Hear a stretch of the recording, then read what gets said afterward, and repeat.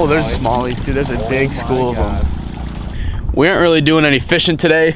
We were basically hunting. We were targeting big spawning smallmouth. We got the step ladder. We got one of the clearest lakes in North America, basically. And hopefully we got some big smallmouth on beds, because we get just a perfect sunny, calm day for this. This is what you come up here for, Northern Michigan, a perfect day of sunny, no wind, and big spawning smallmouth. And look at that water. You can see, what's the clarity on this, like 30 foot? At least, yeah. No, I'd say 20, yeah, 20, 30. Yeah, it's like Caribbean clarity, Caribbean blue. This should be a blast. I feel like a pirate on a crow's nest. About 5 feet up on a ladder, and this is how we're trying to spot these smallmouth. We got the outboard on. He's directing the boat with the trolling motor. I'm up on the ladder, and we're cruising these flats, looking for these smallmouth that are either just kind of roaming around, making beds, anything like that. So we're not gonna stop moving until we find a good concentration of them. Oh, that's a rock. That's a rock, it's not a fish. All right, we've located our first fish on a bed. You can probably see it. It's right. Nah, there's a glare. Yeah, well, I'm gonna. No, I think you can't. It's next to that big boulder. Right there. Poor fish is so obvious. He sticks out like a sore thumb. All right, so we got the drone's eye view. Dude, throw that tube in there. Get some on the bottom. I'm going to. You keep running that out. Yeah.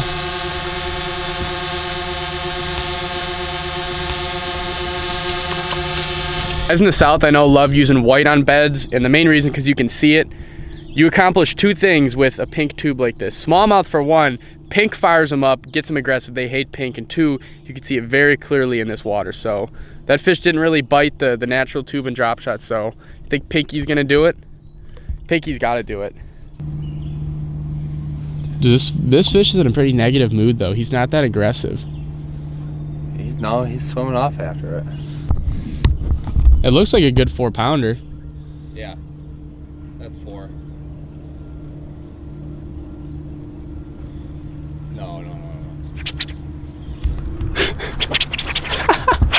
He got snagged in the tube, so we switched angles, got the tube out, and now we're casting the fish from a different angle, hoping he'll fire at this angle. Oh, you got him. Is that like an average one out here? It's like a 3-pounder. See, I'll tell you, that might be below average. Kind of a small one. Yeah. The fat though, see how healthy it is? Yeah. That might be a little female, just because I think it is, yeah, it's fat, it's heavy. One fish down, many to go hopefully. We need a big one. 5-6 pounders is the goal. 6 is lofty, but a 5-pounder I think is attainable. Oh yeah, you could have 23 pounds would be a good day. All right, I'm back up on the crow's nest because we have now spotted decent bed number 2. We've seen a couple 12-inch males, but we're going after just bigger fish. Bed right around there. We're using tungsten drop shot weight instead of lead, and you can really see a difference. And you can feel, because this is all sand, and when you're dragging it along the sand until you get to the bed, once you hit the bed, you can feel the pebbles with that tungsten.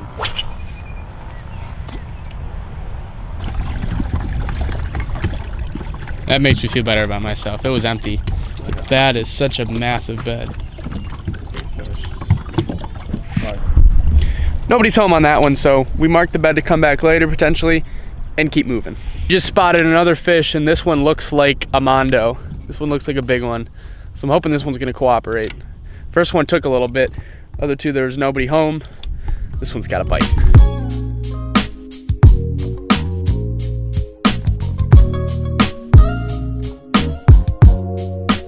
That guy's still right there. No, he's not. Yeah, he is. He's just super tan.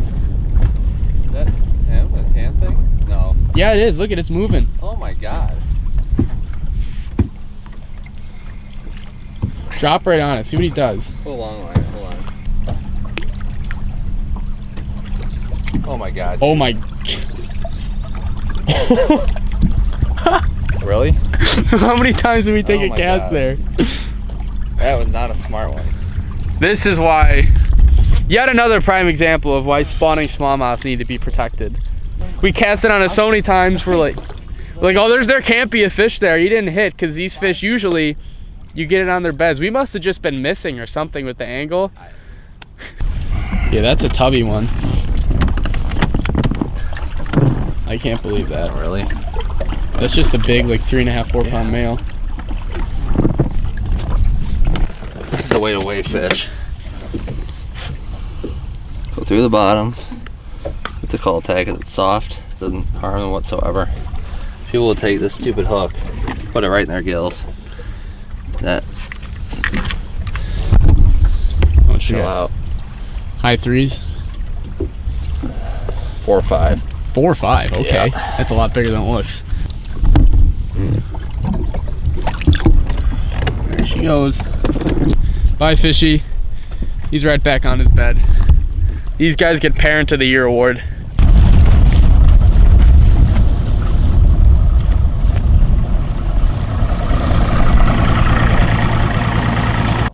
We have found another bed. We're in the thick of them now.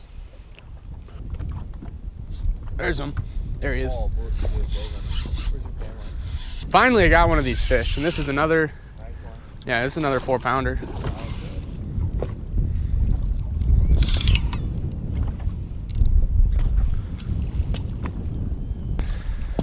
Come here, Sally.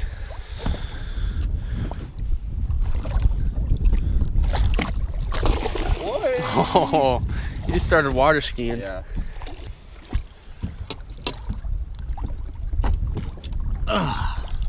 Paralyze them. There's a beautiful fish.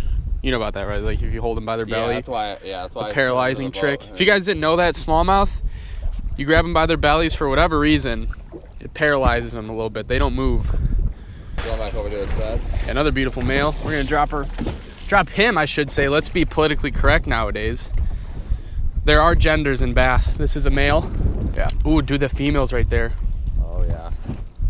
Hello. All right. Wait, should we put him in the box and try to catch that one? Yeah. Yeah. That's a big one. Okay, you got to do that. That's what I mean. See how she came out of nowhere? Yeah. We're about to let this fish go on his bed, but we got to keep him prisoner in the live oak for 2 minutes while we catch the big female. Then we can let them both go. We'll just drop that bass. We'll mark it and come back. All right. Sorry, fish. Hope you enjoyed your stay.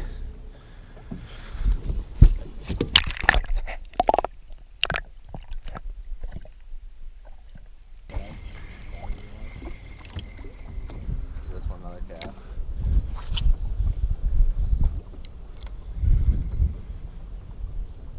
We'll go up and we'll come back shallower. Go back and forth.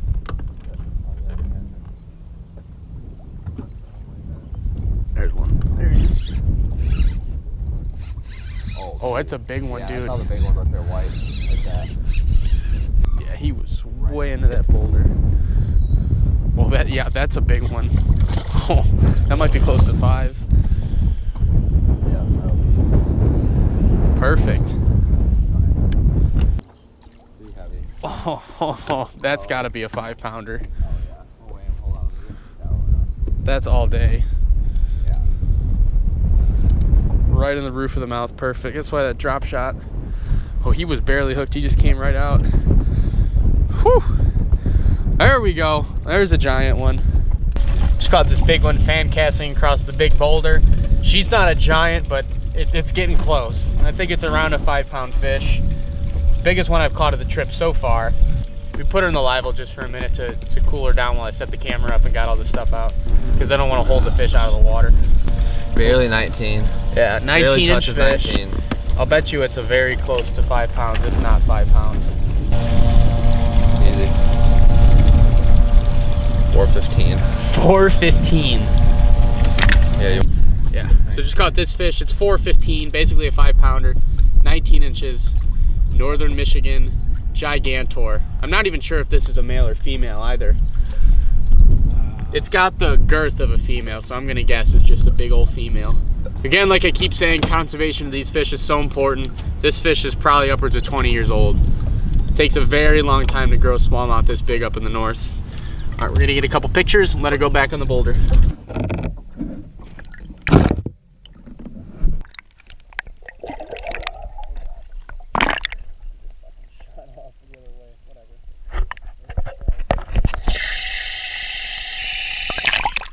So like I said, these are my favorite fish in the world to target.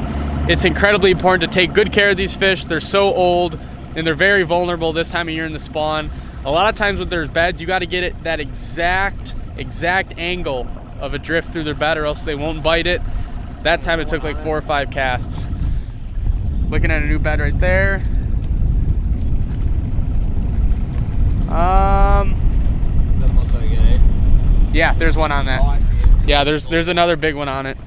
That's how we're finding these fish. We're basically just idling around these giant flats, sometimes going 20, 30 miles an hour, because these beds are so obvious, they just glow. So we just fly down the flats when we see one, point it out and pitch to it. It's a lot of fun. It's like hunting. And how could you hate it on a beautiful lake like this? I love northern Michigan.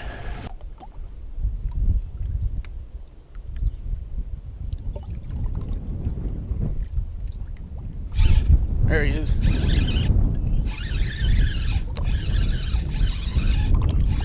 Finally got this one. Oh, it's another big one, dude. Nice. Yeah, it's another 4. That's big in my book. Depends how tall and girthy he is. He might, yeah, he's like 4.5. Sweet. Oh yeah.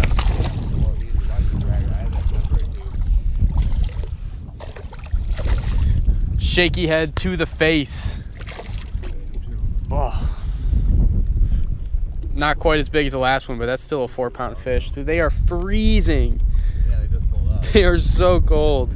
Another beautiful, what's the water temp? 57-degree water temp, June 5th. And these fish are just now pulling up to spawn.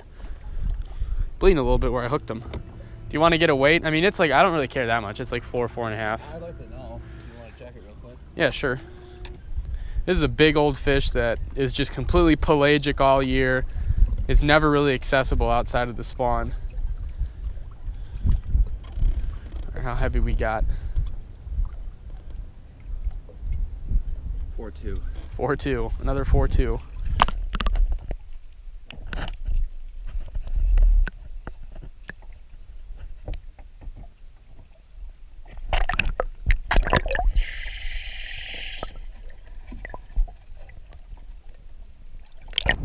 This has been another unreal day of smallmouth fishing.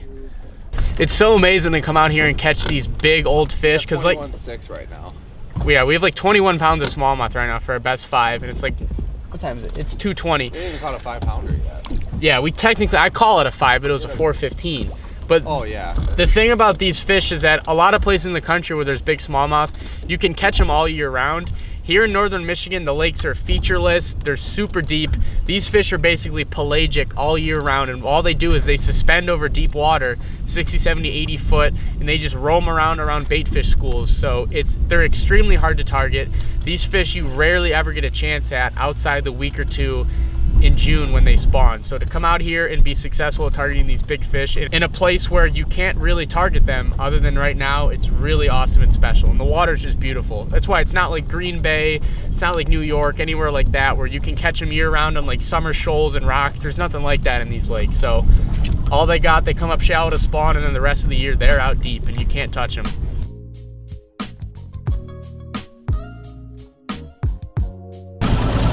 Well guys, it's been fun. We've caught some great fish, but it's been kind of a grinder in that we've seen our tracks. We've covered probably 30 to 40 miles of shoreline today looking for these small packs of spawning fish. And it's getting to be near the end of the day. It's 5 o'clock now. We've been out here since we launched at like 8, right? Yeah, another long day in the water, another long day in the sun. Pretty dark right now. I got a sweet tan line going on, I'm sure. We might check 1 or 2 more spots, but the day is wrapping up very quickly.